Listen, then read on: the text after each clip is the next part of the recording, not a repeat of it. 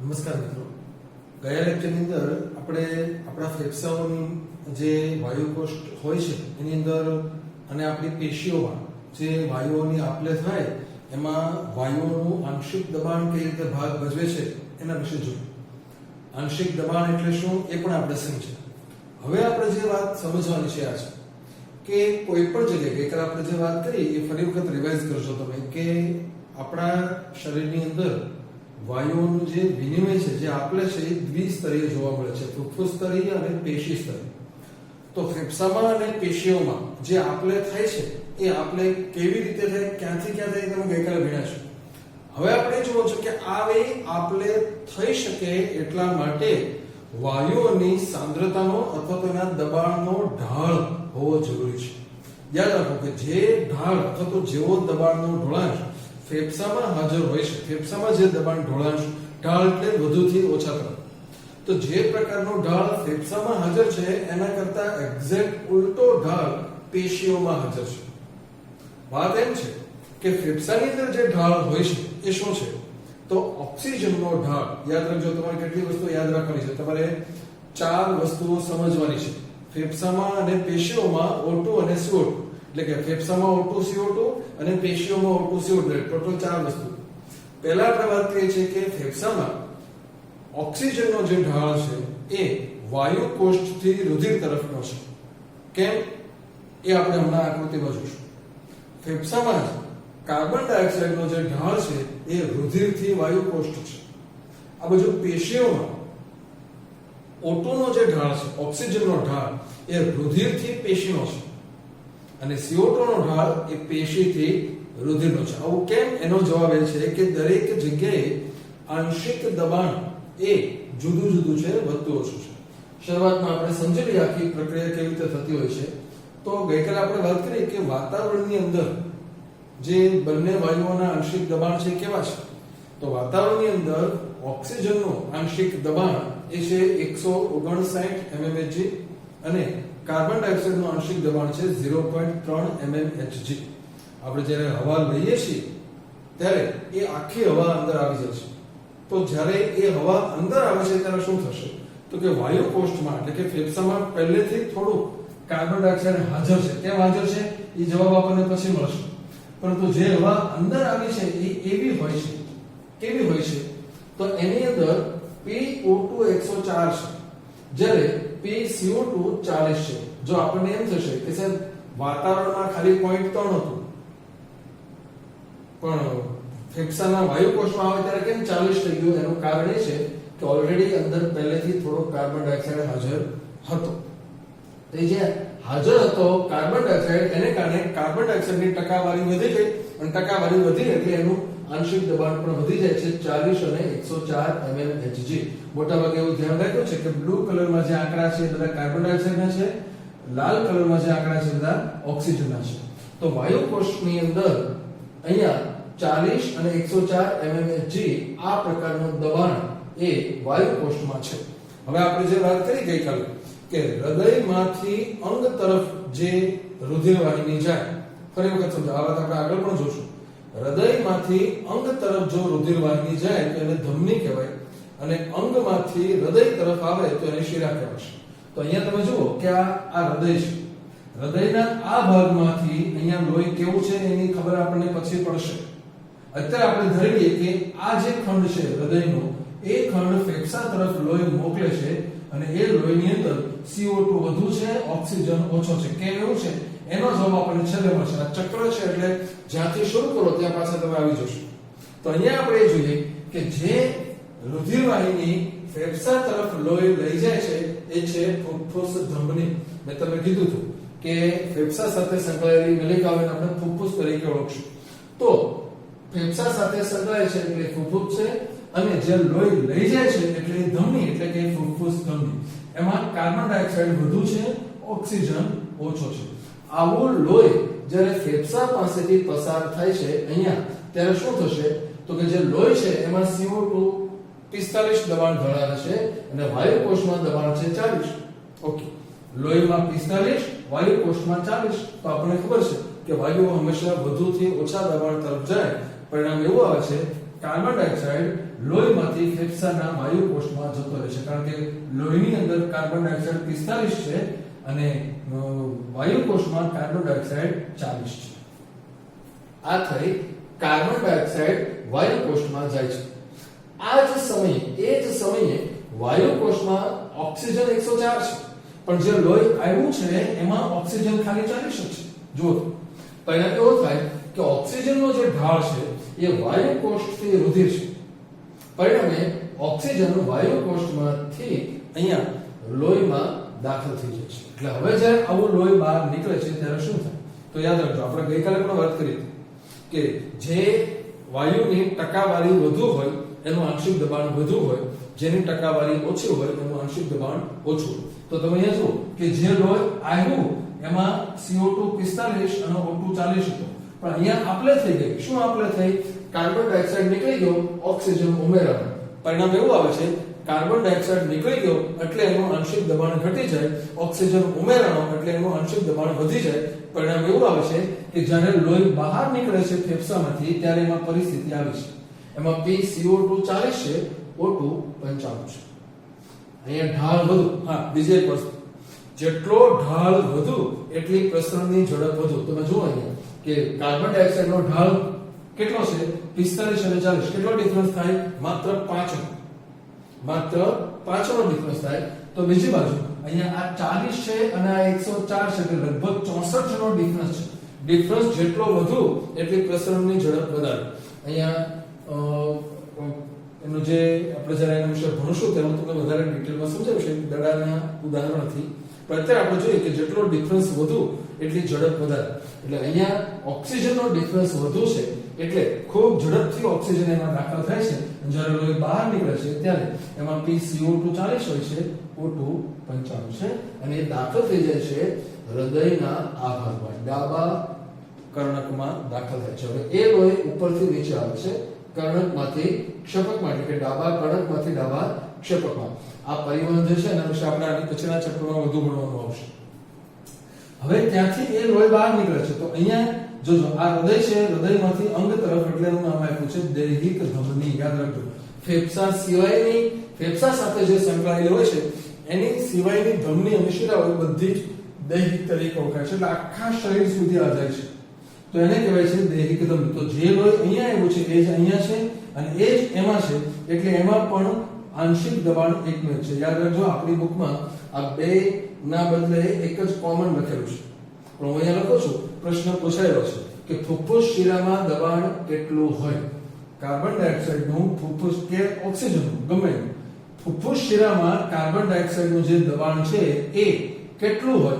તો એમાં ઓપ્શન તમને આપેલા હોય જુદા જુદા, કે દૈહિક ધમની જેટલું, દૈહિક શિરા જેટલું, ફુફ્ફુસ ધમની જેટલું, વાયુકોષ જેટલું કે આના કેટલું.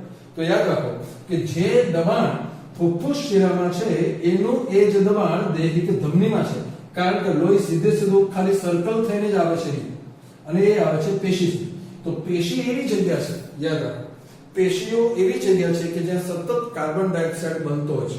ઓક્સિજન વપરાતો હોય અને કાર્બન ડાયોક્સાઇડ બનતો હોય છે. પરિણામે ત્યાં ઓક્સિજન સતત વપરાતો હોવાને કારણે ઓક્સિજનનું દબાણ ઓછું છે, કારણ કે વપરાતો હોય છે. તો બીજી બાજુ કાર્બન ડાયોક્સાઇડ સતત બને છે એટલે એનું પ્રમાણ વધે છે, એનું આંશિક દબાણ પણ વધે છે. પેશીઓમાં જે આંશિક દબાણ હોય છે એ 45 અને 40 છે. કાર્બન ડાયોક્સાઇડનું 45, ઓક્સિજનનું 40. કારણ સતત ઓક્સિજન વપરાતો હોય છે અને કાર્બન ડાયોક્સાઇડ બનતો હોય છે. હવે જ્યારે લોહી અહીંયા આવે છે, અહીંયા ત્યારે એ લોહી એવું છે કે જેમાં O2 95 છે. જે લોહી દૈહિક ધમનીમાં આવ્યું છે એમાં O2 નું દબાણ છે 95 mmHg. તો બીજી બાજુ પેશીઓમાં ઓક્સિજન છે માત્ર 40. ફરી પાછો ઢાળ, શું ઢાળ થશે? રુધિરથી પેશી, કારણ કે રુધિરમાં છે 95, અહીંયા આપણે લખ્યું છે રુધિરમાં 95 છે અને પેશીમાં 40 છે. એટલે ઓક્સિજન એ રુધિરમાંથી પેશીમાં આવે છે. તો એ જ જગ્યાએ ફરી પાછું જોઈએ આપણે કે જે લોહી આવ્યું છે એમાં CO2 40 છે, પણ પેશીમાં CO2 45 છે. તો ઢાળ ઊંધો થયો. ઢાળ કયો થશે? પેશીમાંથી રુધિર. એટલે કે આવા સમયે લોહી જે છે એમાંથી કાર્બન ડાયોક્સાઇડ લોહીમાંથી ઓક્સિજન પેશીમાં આવશે અને પેશીમાંથી કાર્બન ડાયોક્સાઇડ લોહીમાં ભળે છે. એટલે આવી આપલે આ પેશી સ્તરીય આપલે થઈ દબાણના ઢોળાંશને આધારે. તો અહીંયા આવી આપલે થશે અને લોહી સીધું બહાર નીકળશે. આવે છે ત્યાં સુધી ધમની છે, નીકળે ત્યારે એને શિરા કહેવાશે. તો ફરી પાછું આપણે જોઈએ, હમણાં જ વાત કરી કે જ્યારે ઓક્સિજન કે કાર્બન ડાયોક્સાઇડ જો વધે તો દબાણ વધે, જો ઘટે તો દબાણ ઘટે. અહીંયા જોવા એના માટે કે જે લોહી આવે છે એમાં O2 95 છે, પણ એમાંથી પ્રસરણ પામેલો O2 જતો રહ્યો છે પેશીમાં, પરિણામે એનું દબાણ ઘટી જાય છે, એ થઈ જાય છે 40. જે લોહી આવ્યું હતું એમાં PO2 હતો 95, પણ ઓક્સિજન પેશીને મળવાને કારણે હવે ઓક્સિજનની ટકાવારી ઘટી ગઈ, આંશિક દબાણ પણ ઘટે છે, થઈ જાય છે 40 mmHg. તો બીજી બાજુ જે લોહી આવેલું છે એમાં PCO2 છે 40, પરંતુ વધુ કાર્બન ડાયોક્સાઇડ પેશીમાંથી લોહીમાં ઉમેરાણો છે એટલે એનું પ્રમાણ વધ્યું, એનું આંશિક દબાણ વધે છે, એ થઈ જાય છે 45. તમે જુઓ છો કે અહીંયા બે ડિફરન્સ છે. પરિણામ એવું આવશે, જો યાદ રાખજો કેવા પ્રશ્નો, અસંખ્ય તમને પ્રશ્નો અહીંથી પૂછી શકાય. જ્યાં જ્યાં મને યાદ આવશે ત્યાં હું આવા પ્રશ્નોનું ડિસ્કશન કરીશ. દાખલા તરીકે તમને પૂછે કે રુધિર જ્યારે, યાદ રાખજો, જ્યારે રુધિર ફેફસામાંથી પસાર થાય, ત્યારે નીચેનામાંથી કઈ ઘટના બને છે? ઓપ્શન સાંભળજો નિરાંતે. જ્યારે રુધિર ફેફસામાંથી પસાર થાય, ત્યારે નીચેનામાંથી કઈ ઘટના બને છે? ઓપ્શન A PO2 ઘટે, PCO2 ઘટે. ઓપ્શન B PO2 વધે, PCO2 વધે. ઓપ્શન 3 PO2 વધે, PCO2 ઘટે. અને ઓપ્શન 4 PO2 ઘટે, PCO2 વધે. તો આમાંથી આપણને ખ્યાલ હોવો જોઈએ. અહીંયા આંકડાનું તમે ગણો ત્યારે તમને ખ્યાલ આવે કે જ્યારે ફેફસામાંથી પસાર થાય ત્યારે PO2 વધી જાય છે. જુઓ તો અહીંયા 40 હતો, અહીંયા 55 છે, અને PCO2 ઘટી જાય છે 45 અને 40. આના કરતા એક્ઝેક્ટ ઊંધી પરિસ્થિતિ પેશી માટે આવશે. ઓપ્શન આના જો પ્રશ્ન બદલાઈ ગયો. પ્રશ્ન શું હશે કે જ્યારે રુધિર પેશીઓ પાસેથી પસાર થાય ત્યારે નીચેનામાંથી કઈ ઘટના બને? તો એ ઘટના બને છે PCO2 વધી જાય, PO2 ઘટી જાય છે. તમે જુઓ કે દાખલ થતી ધમની એમાં PCO2 40 હતું, બહાર નીકળતી શિરા એમાં PCO2 45. જ્યારે અહીંયા તમે જુઓ કે દાખલ થતી ધમની એમાં PO2 95 છે અને બહાર નીકળતી શિરા એમાં PO2 40 છે. કારણ આપલે થઈ છે. શું આપલે થઈ છે? ઓક્સિજન પેશીને મળી ગયો છે, CO2 રુધિરમાં ઉમેરાયો છે. તો આવી રીતે એ લોહી, આવું લોહી સીધે સીધું જાય છે જમણા કર્ણક. ત્યાંથી માત્ર જો આ બધું જે છે ને એના વિશે ડિટેલ આપણે આને પછીના ચેપ્ટરમાં ભણવાની છે, પણ ખાસ અત્યારે આ તમને સમજાય એટલા માટે કહી દઈએ કે હૃદયના 4 ખાનાઓ છે. ઉપરના 2 ખાના કર્ણકો છે કે જે લોહી ભેગું કરે છે, અને નીચેના ખાનાઓ ક્ષેપકો છે જે લોહીને ધક્કો મારે છે. ઉપરના જે 2 ખાના છે એમાંથી આ ડાબું કર્ણક માત્ર ફેફસામાંથી લોહી મેળવે છે, અને જમણું કર્ણક આખા શરીરમાંથી લોહી મેળવે છે. તો બીજી બાજુ એની નીચેના રિસ્પેક્ટિવ જે ક્ષેપકો છે એ શું કરે છે? તો કે જે જમણું આ બાજુ જે છે ડાબું ક્ષેપક એ આખા શરીરને લોહી આપે છે, જમણું ક્ષેપક માત્ર ફેફસાને લોહી આપે છે. હવે શું થશે કે શરીરમાંથી, આખા શરીરમાંથી જે લોહી નીકળ્યું છે એ નીકળીને સીધું જમણા કર્ણકમાં જાય છે. તમે જુઓ છો અહીંયા જમણું કર્ણક, એનું એ જ લોહી જમણા ક્ષેપકમાં આવે અને ત્યાંથી જાય છે અહીંયા ફેફસા. તો તમે જુઓ કે જે દબાણ અહીંયા હતું એ જ લોહી ફરતું જ અહીંયા આવે છે. પરિણામે જેવું દબાણ અહીંયા છે એવું જ અહીંયા છે. ફરી પાછો અહીંયા જે પ્રશ્ન મેં તમને કીધો તો એ જ પ્રશ્ન અહીંયા આવશે કે ફુફ્ફુસ ધમનીમાં O2 અને CO2 નું દબાણ કેટલું હોય? તેનો જવાબ છે દૈહિક શિરામાં હોય એટલું. પરિણામ અહીંયા એટલે આપણે શરૂઆતથી કર્યું તો પૂરું પણ અહીંયા થશે, ચક્ર પૂરું થયું. એટલે આવી રીતે બંને જગ્યાએ વિરુદ્ધ દિશામાં ઢાળ હોવાને કારણે બહુ સરળતાથી આપલે થઈ જતી હોય છે. તો આવી રીતે એ આપણા આખા શરીરમાં આપણે આગળ પણ નામ આપશું કે આટલો જે ટુકડો છે અહીંથી શરૂ કરીને આટલો ટુકડો, એને આપણે અહીંથી આટલો ભાગ એને આપણે ફુફ્ફુસ પરિવહન કહેશું, અને આ જે ટુકડો છે એને આપણે દૈહિક પરિવહન એવું નામ આપશું જ્યારે પરિવહન તંત્ર વિશે ભણીએ ત્યારે. તો આવી રીતે એ વાયુઓની આપણે થતી હોય છે. અહીંયા જે આકૃતિ દોરી છે એ આકૃતિ આ સમજાવવા માટે છે. આટલો જ ટુકડો આપણે મોટો કરીને બતાવ્યો છે, આટલો જ ભાગ, કે તમને ખ્યાલ આવે કે કેવી રીતે બધું આયોજન થતું હોય છે. તો અહીંયા તમે જુઓ કે આ છે વાયુ કોષ્ઠ. આપણે વાયુ કોષ્ઠ, આ સૂક્ષ્મ અંત્ય શ્વાસ વાહિકા. આપણે જે પહેલા લેક્ચરમાં વાત કરી, બીજા લેક્ચરમાં, કે છેલ્લો જે છેડો છે શ્વાસ વાહિકાનો છે. અહીંયા કોઈ તમે લખી શકો છો, આ છે શ્વાસ વાહિકા. આ શ્વાસ વાહિકા જે છે એનો છેડો એટલે વાયુ કોષ્ઠ. આ વાયુ કોષ્ઠ છે, આ એનું પુરાણ છે, ફુગા જેવું પુરાણ છે. એટલે તમે જે શ્વાસ નાક વડે અંદર દાખલ કરો છો એ એ અંતે તો આ વાયુ કોષની અંદર ભરાવો. ચલો આપણે જે છે એ અહીંયા થવાની છે. કેવી આપણે થાય એ આપણે હવે સમજીએ. તો શું થશે? તો આપણે જે છે એ યાદ રાખો કે O2 અને CO2 પ્રસરણથી આપલે પામે છે અને 3 સ્તરો પાસ કરે છે. યાદ રાખજો કેટલા સ્તરો છે? 3 સ્તરો પાસ કરે છે. પહેલા ધારો કે આ ફુગ્ગો છે, તો ફુગ્ગાની અંદર વાયુ ભરાણા છે. પહેલા તો એને ફુગ્ગામાંથી બહાર નીકળવું પડશે. ફુગ્ગો એટલે આ વાયુ કોષ, એમાંથી બહાર નીકળે તો આ વાયુ કોષની જે દિવાલ છે એ છે વાયુ કોષની દિવાલ લાદીસમ એટલે કે એકદમ ચપટા અધિચ્છદની બનેલી છે. ગઈકાલે અથવા 2-3 લેક્ચર પહેલા આપણે જે કઈ ચર્ચા કરી કે વાયુ કોષની દિવાલમાં 2 પ્રકારના કોષો આવેલા છે. તમને યાદ હોવું જોઈએ, ટેક્સ્ટ બુકમાં નથી, બોર્ડ વર્કમાં તમે જોયું હશે. ટાઈપ 1 અને ટાઈપ 2 ન્યુમોસાઇટ. ન્યુમોસાઇટ એટલે ફુફ્ફુસ કોષો. ન્યુમોસાઇટનો અર્થ થાય છે ફુફ્ફુસ એટલે કે ફેફસાના કોષો. ટાઈપ 1 95 પ્રકારના છે, 95% છે. એ 95% કે જે લાદીસમ અધિચ્છદના બનેલા છે અને O2 અને CO2 ની આપલેમાં ભાગ ભજવે છે. ટાઈપ 2 5% છે, ઘનાકાર અધિચ્છદના બનેલા છે, ઘર્ષણ નિરોધક એવા લેસિથનો સ્ત્રાવ કરે છે. તો અહીંયા આપણે સરળતા માટે માત્ર જેમાંથી આપલે થતી હોય એવા જ કોષો બતાવ્યા છે. ઘનાકાર અધિચ્છદ અહીંયા બતાવ્યા નથી. તો અહીંયા એવું થશે કે આ વાયુ જે ગુહા છે એમાં PO2 104 છે. આમાં તો અહીંયા જે લોહી આવે છે, આ લોહી એમાં PO2 40 છે. એટલે વાયુઓ જે છે ઓક્સિજન વાયુ કોષમાંથી નીકળીને અહીંયા જશે. તો સૌથી પહેલા એને પાર કરવું પડે છે વાયુ કોષની પોતાની દિવાલ. એ પોતાની દિવાલમાંથી બહાર નીકળે. જેવો બહાર નીકળે છે એટલે ત્યાં આધારક દ્રવ્ય છે. જો વચ્ચે આધાર છે, ધારો કે આ એક વાયુ કોષ છે, એની બાજુમાંથી આ રુધિર કેશિકા પર ચોંટેલી નથી, વચ્ચે જગ્યા છે. યાદ રાખો, આપણે રુધિર કેશિકાઓ કોઈ પણ અંગમાં સીધી ચોંટેલી નથી, વચ્ચે પ્રવાહી ભરેલું છે. તો આધારક દ્રવ્ય એ ત્યાં છે. અને આ જે છે રુધિર કેશિકા, ભૂલ ખૂબ પડે છે, પાઇપલાઇન છે. તો પાઇપલાઇન ની અંદર લોહી છે એટલે પાસ એને એક જ પડ કરવું પડે છે, માત્ર આટલો જ ટુકડો. એટલે અહીંયાથી આપણે વાત કરવાની છે કે ઓક્સિજન જે હોય છે એ આ રીતે પાસ થાય છે. આ લાલ કલરમાં જે બતાય છે એ છે ઓક્સિજનનું પ્રવાહ. 3 સ્તરો પાસ થાય છે. તમે જોઈ શકો છો 3 સ્તરીય દિવાલ. એક છે વાયુ કોષની દિવાલ કે જે લાદીસમ અધિચ્છદની બનેલી એક સ્તરીય છે. પછી એને પાર કરવાનું છે આધારક દ્રવ્ય જે વચ્ચે આવેલું છે, અને પછી એને પાર કરવાનું છે રુધિર કેશિકાની એક વળી દિવાલ. બીજી દિવાલ પાસ નથી કરવાની કારણ કે લોહી તો એની અંદર છે. આ નલિકાની અંદર એને એક જ દિવાલ પાસ કરવાની છે, ત્યાં થાય અંદર આવી જશે. એટલે લોહીની અંદર રક્તકણો હાજર. આ રુધિર છે, રુધિરમાં રક્તકણો છે. એટલે રક્તકણોની સાથે ઓક્સિજન જોડાઈને અહીંથી બહાર નીકળી જશે. એટલે જે લોહી અહીંયા આવે છે એ લોહી ધમની દ્વારા આવે છે, જ્યારે નીકળે છે ત્યારે શિરા દ્વારા નીકળે છે. અહીંયા પણ આ કોન્સેપ્ટ આપણાની પછીના ચેપ્ટરમાં ભણવાનું છે કે એક્ચ્યુઅલી શું હોય છે. એ થોડું હું તમને આ રીતે સમજાવું કે એનું જે આયોજન છે એ એક્ચ્યુઅલી આવું હોય છે.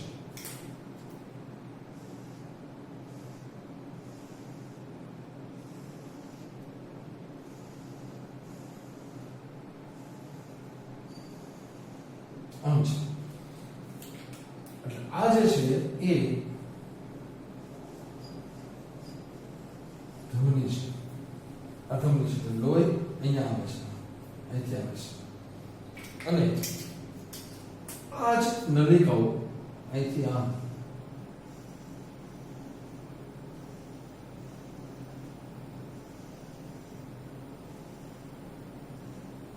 અહીંથી લોહી આમ બહાર જશે. આ છે. એટલે આ જે આકૃતિ મેં તમને બતાવી છે એ માત્ર ફેફસા સાથે સંકળાયેલી આકૃતિ છે. ફેફસા સાથે બીજા બધા અંગોમાં કરતા જુદું હશે. તમે જો અહીંયા જે ધમની આવે છે મેં બ્લુ કલરમાં બતાવી છે, અને શીરા બહાર નીકળે છે લાલ કલરમાં છે. કારણ તો કે ફેફસામાં દાખલ થતી ધમની કાર્બન ડાયોક્સાઇડ વાળું હોય અને શીરા ઓક્સિજન વાળું હોય. તમે જુઓ કે આટલો વચ્ચેનો જે ભાગ છે, આ ભાગ એ રુધિર કેશિકા છે. આ ભાગ રુધિર કેશિકા છે. અને આ જ ભાગ એવો છે કે જે આપલે કરે છે. આમાંથી કે આમાંથી ધમની અને શિરામાંથી કોઈ આપલે થતી નથી. આ એક સ્તરી હોય છે અને ધમની અને શિરા 3 પડની બનેલી છે એની દિવાલ. એટલે આટલો જે ટુકડો છે એ રુધિર કેશિકા જે હોય છે એ ધમનીના ફાટા પડે છે અને શિરામાંથી અહીંથી બહાર નીકળે છે. એટલે ધમની જે છે CO2 વાળું લોહી લઈને આવી હોય છે. એ CO2 જે છે એ અહીંથી વાયુ કોષમાં આ જ 3 પડ પસાર કરીને જતો રહે છે. કાર્બન ડાયોક્સાઇડ જતો રહ્યો વાયુ કોષમાં, ઓક્સિજન આવી ગયો છે, એટલે હવે અહીંથી શિરા બહાર નીકળશે. તો આવી રીતે આપણા જે કોષો છે એ વાયુ કોષના કોષો અને આ પેશીના કોષો વચ્ચે આપણે આવી જ આપણે વાયુ કોષમાં જે થાય છે એવી જ આપણી પેશીઓ પાસે પણ આ જ રીતે આપણે થતું હોય છે. તો આ બધું જે છે એ વાયુઓનું વહન, એ દબાણ આપણે જે છે ફૂફૂસ સ્તરીય આપણે અહીંયા જે છે ફૂફૂસ સ્તરીય આપણે છે અને આ છે પેશી સ્તરીય આપણે એ આ રીતે થતું હોય છે. આ જે લોહી છે તમે જોશો તો બધું જ આ O2 અને CO2 નું જે વહન છે એ બધું લોહી દ્વારા થતું છે, રુધિર દ્વારા. રુધિર જ માધ્યમ છે, યાદ રાખજો. શરીરની અંદર ઓક્સિજન અને કાર્બન ડાયોક્સાઇડની આપલે થયા પછી એને લાવવા લઈ જવાનું જે કામ છે એ રુધિરનું માધ્યમ કરે છે. પણ બધું જ એક સરખું નથી. અહીંયા આપણે આંકડાઓ જે લખીને આપ્યા છે એમાંથી થોડું આપણે ભણીશું. તો તમે જુઓ કે જેટલો પણ ઓક્સિજન અહીંયા ભળે છે લોહીમાં, એમાંથી 97% ઓક્સિજન એવો છે જે રક્તકણો લઈ જાય છે, યાદ રાખજો. ફેફસામાંથી ઓક્સિજન પકડીને અને પેશી સુધી પહોંચાડવાનો હોય છે. 97% ઓક્સિજન કણ લઈ જાય છે રક્તકણો. માત્ર 3% એવો છે કે જે રુધિર રસમાં ઓગળે છે. આપણું લોહી છે, લોહીમાં પાણી છે, પ્રવાહી છે, એ રુધિર રસ છે અને રક્તકણો છે. તો એ ઉપરાંત શ્વેતકણો પણ છે, પણ એના વિશે આપણે નેક્સ્ટ ચેપ્ટરમાં જોશું. તો કાર્બન ડાયોક્સાઇડ જે છે એ 3 રીતે મોટા ભાગે બનતો છે. લગભગ 20 થી 25% કાર્બન ડાયોક્સાઇડ રક્તકણો લઈ જાય છે. 70% કાર્બન ડાયોક્સાઇડ બાયકાર્બોનેટ NaCO3 અને KCO3 એના વિશે પણ આપણે જોશું. અને 7% જે કાર્બન ડાયોક્સાઇડ હોય છે એ રુધિર રસમાં દ્રાવ્ય થઈને ઓગળે છે. તો આવી બધી રીતે O2 એ ફેફસાથી પેશી સુધી અને CO2 પેશીથી ફેફસા સુધી પહોંચે છે. બાકીના બધા જે ટોપિક છે એ આપણે નેક્સ્ટ લેક્ચરની અંદર જોઈશું. અત્યારે બોર્ડ ઉપર આપણે જે આકૃતિઓ બતાવી છે એની PDF કોપી તમે વિડિયો ડિસ્ક્રિપ્શનમાં નીચે જે લિંક આપેલી છે એના પરથી ડાઉનલોડ કરી શકો છો.